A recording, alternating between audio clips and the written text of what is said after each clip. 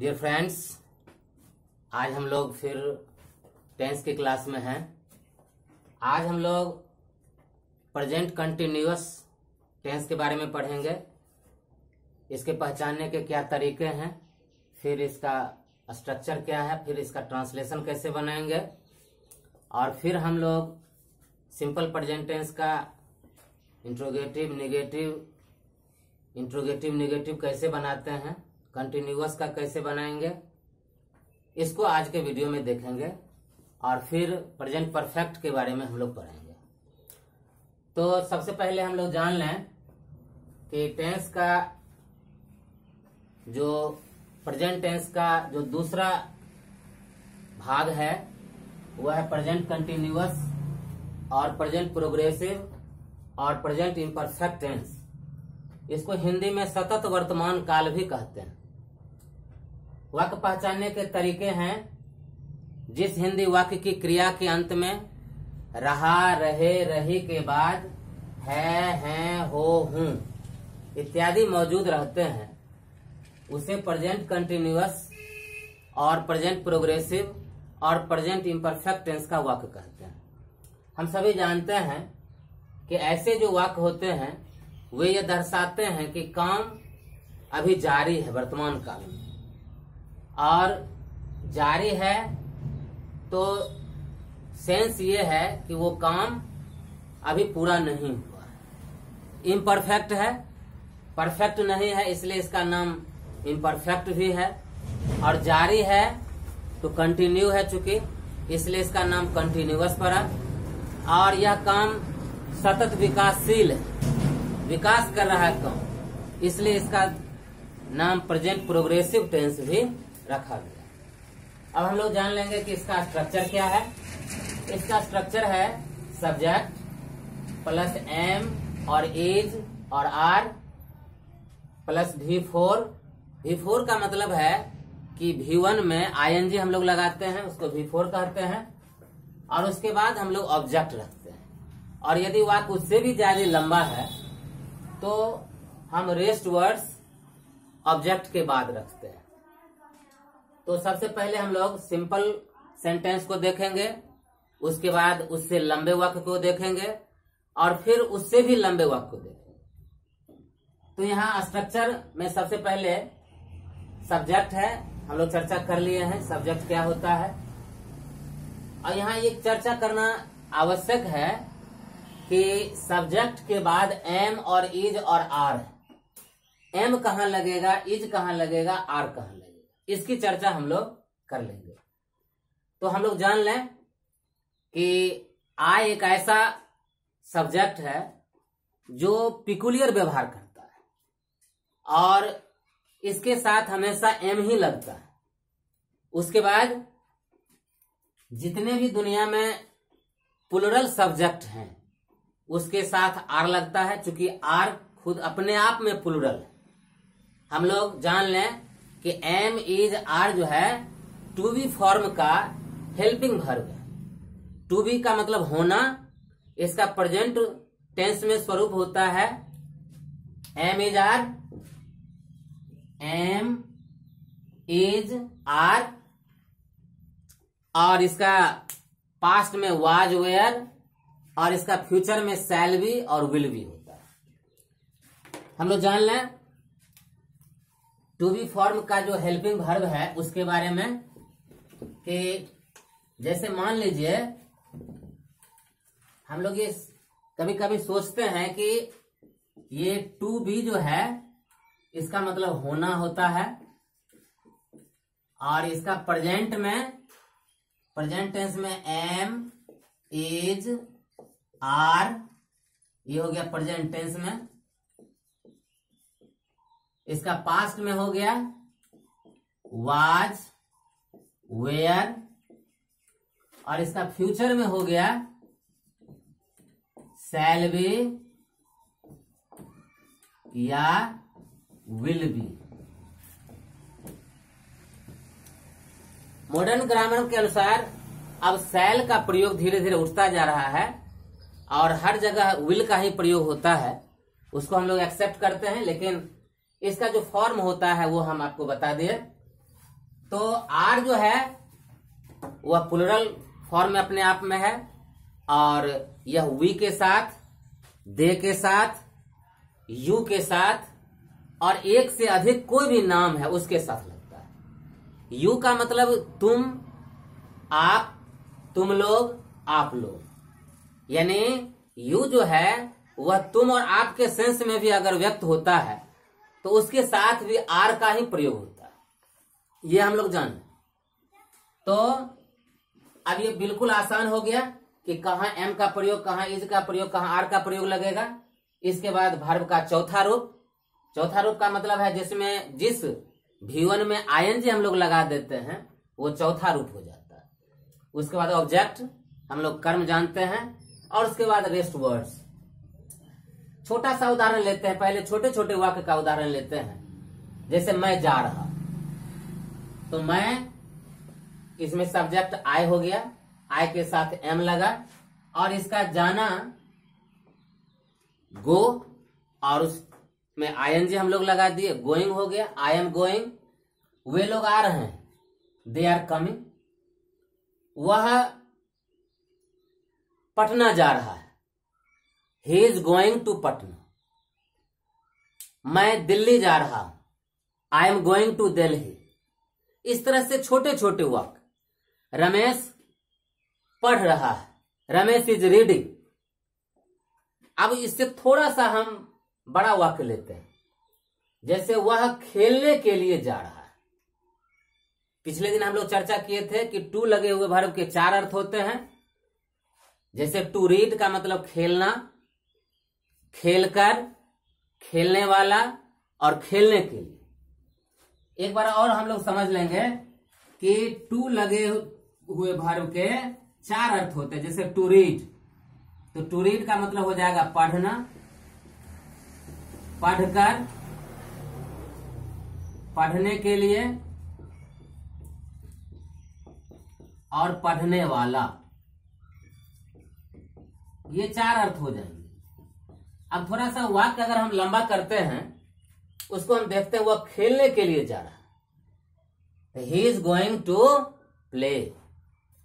अब आपको हम दें, वह लिखने के लिए जा रहा है, क्या बनाएंगे, he is going to write. वह खाने के लिए जा रहा है, he is going to eat. Mohan और सोहन क्रिकेट खेलने के लिए जा रहे हैं, Mohan and Sohan are going to play cricket. क्योंकि मोहन और सोहन 2 नाम है इसलिए आर लगेगा। Mohan and Sohan are going to play cricket. Sita और गीता गीत गाने के लिए जा रहे हैं, Sita and Gita are going to sing a song. इस तरह से हम लोग इस वाक्य को बना सकते हैं। इससे भी थोड़ा सा आगे हम जा सकते हैं। जैसे वह अक्सर विद्यालय पढ़ने के लिए जा रहा है, he is going to school to read often. इस तरह से हम बना सकते हैं वाक्य को।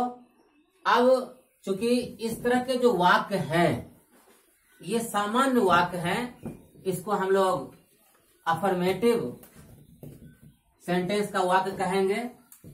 पिछले दिन हम लोग सिंपल प्रेजेंट टेंस पढ़े थे और उसमें हम लोगों ने उसके स्ट्रक्चर को पढ़ा था और फिर ट्रांसलेशन बनाने की विधि को पढ़ा था। आज हम लोग फिर से एक बार उस चैप्टर की ओर बढ़ेंगे और उसका निगेटिव, फिर इंट्रोगेटिव, फिर निगेटिव इंट्रोगेटिव कैसे बनाते हैं इसको देखेंगे। तो सिंपल प्रेजेंट टेंस में हम लोग याद करें कि उसका जो स्ट्रक्चर था वो क्या था, सब्जेक्ट प्लस V1 या V5 प्लस ऑब्जेक्ट, ये उसका स्ट्रक्चर था। और इसका जब हम निगेटिव बनाते हैं तो हम लोग एक चीज ध्यान में रखते हैं कि डू के बारे में जान लेते हैं।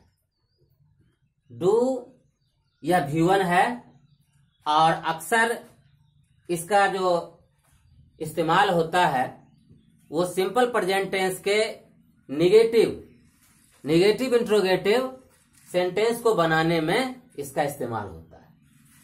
जब इसको हम सब्जेक्ट से पहले रखते हैं तब इंट्रोगेटिव हो जाता है, और सब्जेक्ट के बाद रख करके नोट लगाते हैं तो निगेटिव हो जाता है। अब डू जो है वह V1 है और इसका V5 होता है डज। डू V1 और इसका V5 डज। दूसरे रूप में कहें तो डू प्लूरल है और डज सिंगुलर है। अब हम लोग देखेंगे कि इसका जो स्वरूप होता है निगेटिव, हम इसको कैसे बनाते हैं निगेटिव सेंटेंस में। जैसे मान लीजिए यह वाक्य है कि वह जाता है, अफर्मेटिव है, और उसका निगेटिव बनाना है तो हिंदी में उसका निगेटिव बन जाएगा वह नहीं जाता है। वह नहीं जाता है, वह नहीं जाता है। अब इसका जो है हमको निगेटिव बनाना है तो सीधा है इसका जो स्ट्रक्चर हो जाएगा वो हो जाएगा सब्जेक्ट प्लस डू और does plus not plus V1। हमेशा ये जान लें कि इसमें हमेशा V1 ही लगता है, V5 कभी नहीं लगता। इसलिए V5 नहीं लगता है कि यहां V5 पहले ही आ चुका है। तो डू और डज के बाद हमेशा V1 का प्रयोग ही होगा, हमेशा ये जान। जैसे वह नहीं जाता है, ही डज नॉट गो। वह जाता है का ही गोज, उसमें V5 का प्रयोग होगा। लेकिन वह नहीं जाता है, ही डज नॉट गो, इसको शॉर्ट में ही डजंट गो भी लिख सकते हैं, डजंट गो। मैं नहीं पढ़ता हूं, आई डू नॉट रीड या आई डोंट रीड। मोहन नहीं दौड़ता है, मोहन डजंट रन। इस तरह के इसके निगेटिव सेंटेंस बन गए। अब हमको इंट्रोगेटिव सेंटेंस बनाना है। अब इंट्रोगेटिव इसका हम लोग कैसे बनाएंगे, तो इसके इंट्रोगेटिव को हम लोग देखें। इंट्रोगेटिव का मतलब होता है प्रश्नवाचक वाक्य। जैसे वह पढ़ता है, क्या वह पढ़ता है? वह जाता है, क्या वह जाता है? मैं हंसता हूं, क्या मैं हंसता हूं? वे लोग खेलते हैं, क्या वे लोग खेलते हैं? इस तरह के जो वाक्य होते हैं उसको इंट्रोगेटिव सेंटेंस बोला जाता है। अब इंट्रोगेटिव इसका हम लोग कैसे बनाएंगे इसको हम देख लेते हैं। जैसे मान लीजिए कि अफर्मेटिव में है कि मैं पढ़ता हूं, मैं पढ़ता हूं। इसका क्या ट्रांसलेशन बनेगा फ्रेंड्स? I read. और इसी में हो जाएगा क्या मैं पढ़ता हूं, क्या मैं पढ़ता हूं। अब इसका हम लोग कैसे बनाएंगे, इसका स्ट्रक्चर हम लोग देख लेते हैं। तो इसका स्ट्रक्चर जो हो जाएगा वो हो जाएगा सबसे पहले डू और does plus subject plus V1 plus object. बस सिंपल सा। क्या मैं पढ़ता हूं तो डू लग जाएगा, क्योंकि आई जो है उसको हम लोग बता दिए थे पिछले दिन कि उसका व्यवहार हमेशा प्लूरल की तरह से होता है। तो डू का प्रयोग होगा और डज का प्रयोग वहां होगा जहां वो सिंगुलर सब्जेक्ट आएगा, ही से इट के साथ, कोई एक नाम के साथ। तो do I read, do I read. क्या वह जाती है? Does she go. डज का प्रयोग इसलिए कि सी जो है वो सिंगुलर है, थर्ड पर्सन सिंगुलर उसको कह सकते हैं। क्या रमेश फुटबॉल खेलता है? Does Ramesh play football? क्या राधा गीत गाती है? Does Radha sing a song? इस तरह के जो वाक्य होते हैं उसको इंट्रोगेटिव सेंटेंस कहते हैं। अब हम लोग देखेंगे फ्रेंड्स कि किस तरह से निगेटिव इंट्रोगेटिव हम लोग बनाते हैं। इसका निगेटिव इंट्रोगेटिव बनाने के क्या तरीके हैं। निगेटिव इंट्रोगेटिव, अब निगेटिव इंट्रोगेटिव का मतलब क्या हुआ? जिसमें नकारात्मक भाव भी हो और प्रश्नवाचक भाव भी हो। अब जैसे मान लीजिए कि अफर्मेटिव है मैं पढ़ता हूं, निगेटिव है मैं नहीं पढ़ता हूं, इंट्रोगेटिव है क्या मैं पढ़ता हूं, और निगेटिव इंट्रोगेटिव है क्या मैं नहीं पढ़ता हूं, क्या मैं नहीं पढ़ता हूं। इसका जो स्ट्रक्चर है उसको हम लोग देख लेंगे। स्ट्रक्चर क्या है? तो स्ट्रक्चर इसका है सब्जेक्ट। इसका सबसे पहले हम लोग रखेंगे डू और डज, उसके बाद सब्जेक्ट, उसके बाद नॉट, उसके बाद V1, उसके बाद ऑब्जेक्ट, और शेष में रेस्ट वर्ड्स। अगर लंबा वाक्य है तब हम लोग रखेंगे रेस्ट वर्ड्स। अब जैसे मान लीजिए क्या मैं नहीं पढ़ता हूं, तो हो जाएगा डू आई नॉट रीड। फिर प्रश्नवाचक चिन्ह हो जाएगा, मार्क्स ऑफ इंट्रोगेशन हो जाएगा। डू आई नॉट रीड, क्या सीता नहीं खाती है? क्या सीता नहीं खाती है? Does Sita not eat? Does Sita not eat? क्या रमेश नहीं लिखता है? Does Ramesh not right? क्या वह नहीं हंसता है? Does he not laugh? और इसको हम चाहेंगे तो नॉट का प्रयोग हम इसके साथ भी रख सकते हैं। जैसे डू आई नॉट रीड, तो यहां भी हम इसको रख सकते हैं don't I read, don't I read. फिर डज है तो डजंट सीता ईट, एक साथ भी हम रख सकते हैं, कोई दिक्कत नहीं। तो इस तरह से हम उसका अफर्मेटिव कैसे बना, उसका निगेटिव कैसे बना, उसका इंट्रोगेटिव कैसे बना, और उसका निगेटिव इंट्रोगेटिव कैसे बना, इसको हम लोग देख सकते हैं।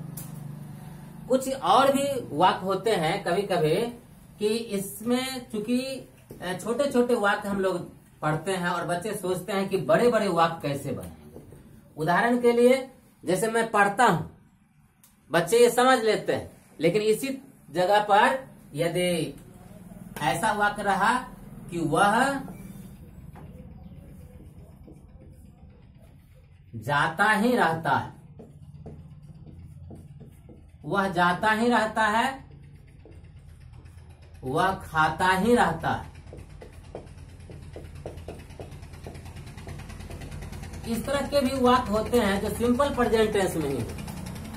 अब जैसे वह जाता ही रहता है, इसका हम सेंस लेते हैं, इसका अर्थ होता है कि वह जाने का काम अक्सर करता है। तो इस तरह के जो वाक्य होते हैं उसको हम थोड़ा सा अलग तरीके से बनाते हैं। He keeps going, वह खाता ही रहता है, he keeps eating, he keeps eating। इस तरह के भी होते हैं और इससे लंबे लंबे वाक्य भी हम बना सकते हैं। अब फ्रेंड्स हम लोग आगे देखेंगे कि प्रेजेंट परफेक्ट टेंस, और इससे पहले हम लोग कंटिन्यूअस टेंस का जो है नेगेटिव, तो कंटिन्यूअस टेंस का नेगेटिव हम लोग कैसे बनाएंगे? कंटिन्यूअस टेंस, उसका नेगेटिव हम देखते हैं। जैसे मान लीजिए कि मैं जा रहा हूं, मैं जा रहा हूं, तो आई एम गोइंग, यह अफर्मेटिव हो गया। इसका नेगेटिव सिर्फ कुछ नहीं करना है, इसके साथ एम इज, इसका जो स्ट्रक्चर हो जाएगा सब्जेक्ट प्लस एम और इज और आर के बाद नॉट लगा देंगे, प्लस V4 हो जाएगा, उसके बाद ऑब्जेक्ट। जैसे मैं नहीं जा रहा हूं, तो आई एम नॉट गोइंग, मैं घर नहीं जा रहा हूं, I am not going home, वह बाजार नहीं जा रही है, she is not going to market, वह खेलने के लिए नहीं जा रहा। जैसे मान लीजिए कि वह खेलने के लिए मैदान में नहीं जा रहा है, इस तरह का वाक्य यदि है तो उसका हम कैसे बनाएंगे? तो he is not going in the field to play. अब इसी का हमको इंट्रोगेटिव बनाना है, तो कुछ नहीं करना है, एम इज आर पहले आ जाएगा, सब्जेक्ट से पहले आ जाएगा, फिर नॉट लग सकता है, फिर सब्जेक्ट आ जाएगा, फिर V4, फिर ऑब्जेक्ट। जैसे क्या मैं खेलने जा रहा हूं, तो am I going to play, am I going to play.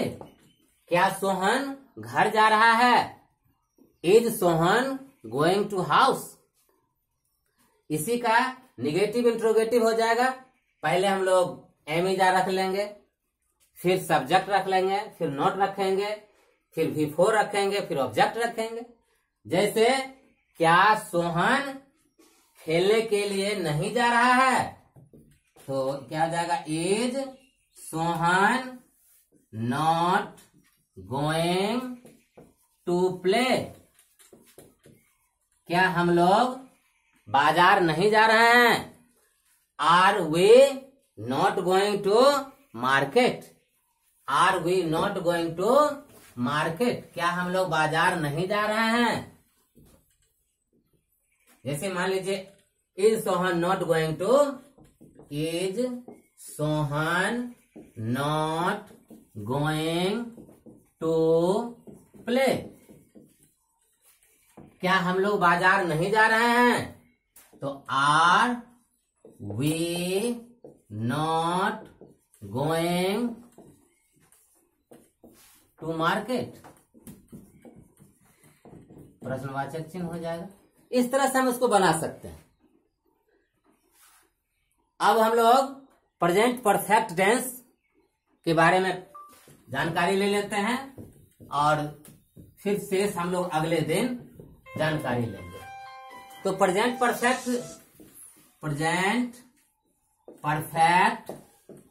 Tense, perfect का मतलब ये होता है कि पूरा हो चुका है। ऐसे कार्य जो अभी तुरंत पूरा हुए ही हैं, बहुत कम देर पहले पूरा हो, यानी उसके कार्य पूरा होने के जो अवशेष है, चिन्ह है, वो अभी तक मौजूद है।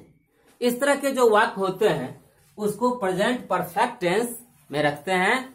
उसका वाक्य पहचानने का जो तरीका है वो क्या है, तो चुका, चुके, चुकी, अथवा, या, ये, ई के बाद है, हैं, हो, हूं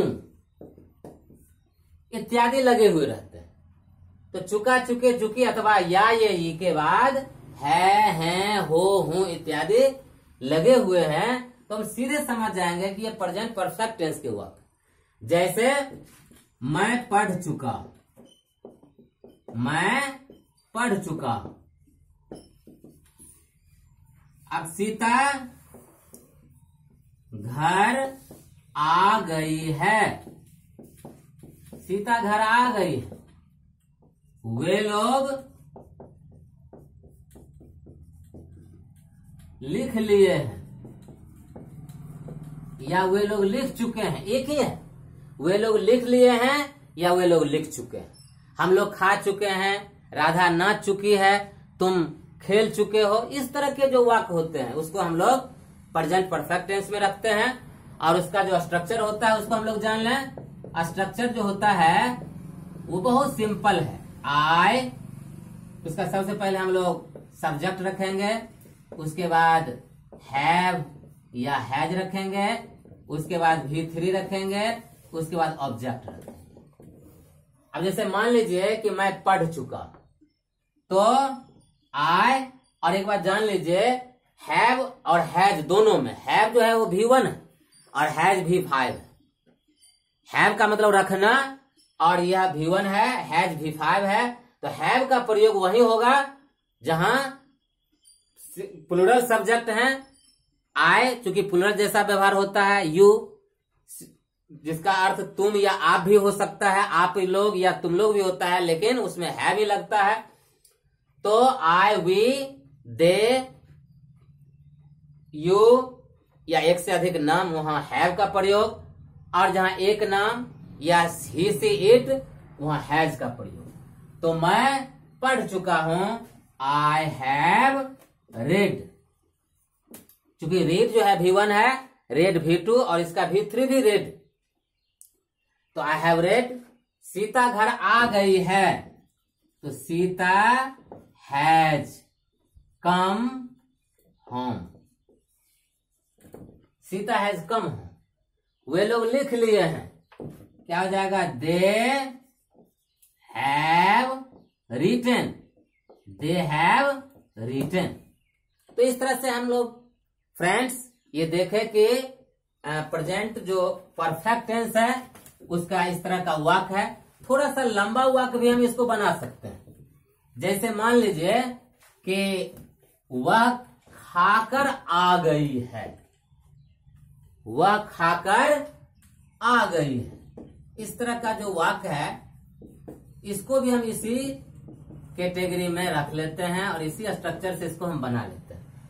सबसे पहले वह आ गई है, क्या बनेगा? सी हैज कम। अब खाकर हम लोग इससे पहले पढ़े थे, टू लगे हुए वर्ब के 4 अर्थ होते हैं। टू ईट का मतलब खाना, खाकर खाने के लिए, खाने वाला।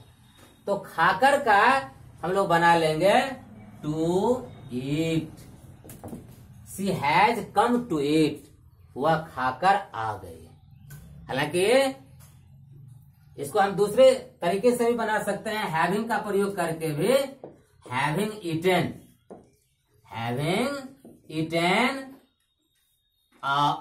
सी हैज कम, इस तरीके से भी बना सकते हैं। लेकिन उसमें टू का प्रयोग करके भी हम बना सकते हैं।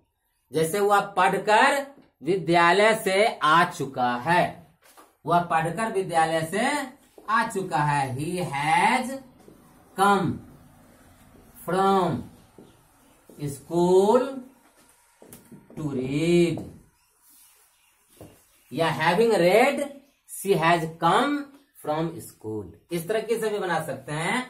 Having read, she has come from school. तो गाइस आज हम लोग का समय समाप्त हो रहा है। फिर अगले दिन हम लोग इसका जो रेस्ट टेंस है, जो रेस्ट एक्टिविटीज है, इसको हम लोग देखेंगे। तो अभी तक हमारा YouTube चैनल सब्सक्राइब नहीं किए हैं तो निश्चित रूप से सब्सक्राइब कर लीजिए। नमस्कार।